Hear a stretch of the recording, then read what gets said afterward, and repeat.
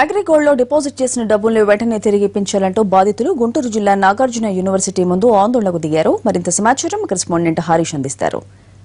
రూపాయలు మోసాలకు పోయినటువంటి అగ్రిగోల్డ్ బాధితులు పోరుబాటుతో గుంటూరు జిల్లాకు తరలివచ్చారు. తమ డిమాండ్లకు ప్రభుత్వం ఇచ్చినటువంటి హామీలు ఏవైతున్నాయో వాటిని అమలు చేయడంతో పాటుగా తమకు రావాల్సినటువంటి బకాయిల మీద కూడా అగ్రిగోల్డ్ బాధితులంతా కూడా రోడ్ల మీదకి వచ్చి ఆందోళన చేసినటువంటి పరిస్థితి. ఇప్పటికే అనేక దఫాలుగా ఆందోళన చేశారు. అయినప్పటికీ కూడా బాధితులు ఎవరికి తగిన న్యాయం చేయలేదన్నటువంటి ఆవేదన వ్యక్తమవుతున్నటువంటి నేపథ్యంలో భారీగా తలపెట్టినటువంటి పోరుబాటుకు తెలుగు రాష్ట్రాలతో పాటుగా ఇతర రాష్ట్రాల నుంచి కూడా అగ్రిగోల్డ్ బాధితులంతా కూడా తరలివచ్చి ఇక్కడ నిరసన తెలుపుతున్నటువంటి పరిస్థితి కనిపిస్తుంది. ఎక్కడైతే చంద్రబాబు నాయుడు ప్రమాణ స్వీకారం చేశారో అదే ప్రాంగణంలో ఇప్పుడు అగ్రిగోల్డ్ బాధితులంతా కూడా తమ నిరసన తెలుపుతున్నటువంటి పరిస్థితి కనిపిస్తుంది.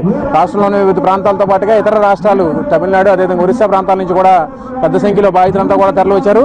చెప్పండి, మీరు ఎక్కడి నుంచి వచ్చారు? అసలు మీకు రావాల్సిందంతా ఇప్పుడు మీరు చేసినటువంటి ఆందోళనకి ఎలాంటి ఫలితం ఉంటుంది? ఈస్ట్ గోదావరి నుంచి వచ్చారండి, పెద్దాపురం అండి. మేము ఇప్పటికే నా వంతుగానే 2 కోట్ల ఇందులో డిపాజిట్ చేశారండి. ఎప్పటికప్పుడే దఫదఫాలుగా ఇస్తారంటున్నారు కానీ ఇవ్వట్లేదు. సీఎం గారు ఏమన్నారంటే మొత్తం మేము ఇప్పించే బాధ్యత నాదేనన్నారు.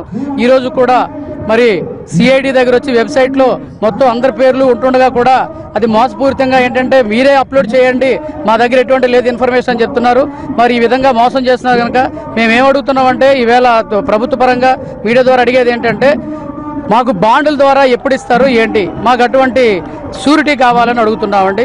ఆ సెక్యూరిటీ లేనటువంటి ఈ ప్రమాణాలు మాకు అక్కర్లేదని చెప్తున్నాం. మేము మా ఆస్తుల ప్రకారం ఆస్తులు నమ్మి మీకు అవసరమైతే అమరావతి తీసుకొని మాకు రావాల్సినటువంటి 10,000 కోట్లలో మా అమౌంట్ మాకు ఇవ్వాలని కోరుకుంటున్నామండి. చెప్పండి, మీరు ఒరిస్సా నుంచి వచ్చారు, ఎంత దూరం నుంచి వచ్చారు, ఏంటి అసలు ఎలా ఉంది మీ డిమాండ్ అమలు అయ్యేటువంటి పరిస్థితి కనిపిస్తుందా? మాకైతే పరిస్థితి ఏం కనిపించడం లేదండి. అక్కడ మాత్రం ఒరిస్సాలో ఉన్న ప్రతి ఒక్క ఏజెంట్ కూడా కస్టమర్ నుండి చాలా ట్రబుల్ ఫేస్ చేస్తున్నారు. ఇమీడియట్గా గౌరవ ముఖ్యమంత్రి గారు శ్రీ నారా చంద్రబాబు నాయుడు గారు స్పందించి ఈ విషయంగా ఒక పరిష్కార దిశగా తీసుకెళ్తే చాలా బాగుంటుందండి. లేదంటే కస్టమర్లు అందరూ ఆత్మహత్య చేసుకునే ప్రయత్నాల్లో ఉన్నారు. ఇది మాత్రం గౌరవ నారా చంద్రబాబు నాయుడు గారికి మేము ఏజెంట్లు అందరం తరపు నుండి మీడియా ద్వారా తెలియపరుస్తున్నామండి. చెప్పండి, ఎక్కడి నుంచి వచ్చారు, ఎంత ఉంది? మేము గుంటూరు జిల్లా చిలకలూరుపేట నుంచి వచ్చామండి. మీడియా వారికి అందరికీ కూడా మా ధన్యవాదాలు. ఎందుకంటే మేము చేసే ఉద్యమానికి మీ మీడియా సహకారం ఉంది కాబట్టి ఇప్పటివరకు మేము ఉద్యమం చేయగలుగుతున్నాము. ఈ ఉద్యమంలో ముఖ్యంగా మేము చేయాల్సింది ఏంటంటే మా యొక్క డిమాండ్స్ మొత్తం కూడా సిఐడి సిబి వాళ్ళ ఇన్వెస్టిగేషన్ ప్రకారము దాదాపుగా 16,000 కోట్ల నుంచి 30,000 కోట్ల రూపాయల ఆస్తులు ఉన్నాయని చెప్పి వారే ప్రకటించడం జరిగింది.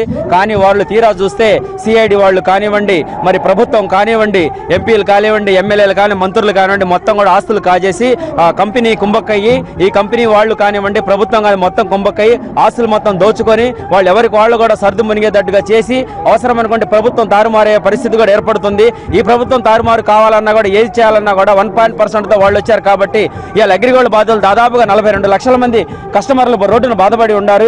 ఈ 42 లక్షల మంది కస్టమర్ని అయ్యా చంద్రబాబు నాయుడు గారు మీకు మరీ పాదాభివందనం తెలియజేసుకుంటున్నాము. ఎంతో మంది కస్టమర్లు రోడ్డును పడి ఉన్నాము.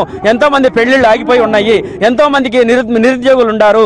నిరుద్యోగ సమస్య మాకు వెంటాడుతుంది. కాబట్టి మేము చాలీచాలని చదువులతో చాలీచాలని జీతాలతో ఈ అగ్రిగోల్డ్ సంస్థ ఇదే మీ హయాంలోనే 1995లోనే మీ హయాంలోనే గౌరవ ముఖ్యమంత్రి చంద్రబాబు నాయుడు గారు చెప్పండి, ఎక్కడి నుంచి వచ్చారు, ఎంతవరకు రావాల్సింది, ఇప్పుడు మీ డిమాండ్ ఏంటి? సంవత్సరాలుగా ఆందోళన బరియాంపూర్ నుంచి వచ్చాం సార్. నా పేరు ఏ లక్ష్మీనారాయణ. ఒరిస్సాలో ఇప్పటికి 10 బ్రాంచ్లు ఉన్నాయి సార్. మొత్తం టోటల్ ఒరిస్సాలో అమౌంట్ డిపాజిట్ చేసిన అమౌంట్ 750 crores సార్. ఈరోజు తెలుగువాడికి ఒరిస్సాలో చాలా గౌరవం ఉంది. ఈ అగ్రిగోల్డ్ సమస్య వల్ల తెలుగువాడికి గౌరవం అనేది క్షీణించిపోతుంది. ఇప్పుడు నేటికి 2015 జనవరి 4వ తారీఖు బంద్ అయింది. ఇప్పుడు ఈ సంవత్సరం నరైంది మాత్రం 2000 ఇప్పటికి ఎవరికి రూపాయి దొరకలేదు. ఈ ఒరిస్సాలో ఉన్న తెలుగువారి ఆత్మగౌరవం కాపాడాలంటే అగ్రిగోల్డ్ న్యాయం చేయాలి. ఎందుకంటే మాకు ఆస్తులు ఉన్నాయి, అవి ఉన్నాయి, ఇవి ఉన్నాయని చూపించారు.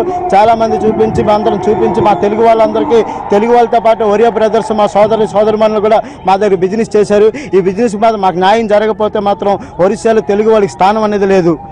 మీరు చెప్పండి, ఎక్కడి నుంచి వచ్చారు, ఎంతవరకు మీకు డిమాండ్ ఉంది, ఎంతవరకు రావాల్సి? రాయగడ ఒరిస్సా నుండి వచ్చాను. కస్టమర్లు అందరూ ఇంటికి వచ్చి డబ్బులు మీరే ఇచ్చండి అనేసి మాకు ఇబ్బంది పెడుతున్నారు. మేము రోడ్డు మీద తిరగలేని పరిస్థితిలో ఉన్నాం.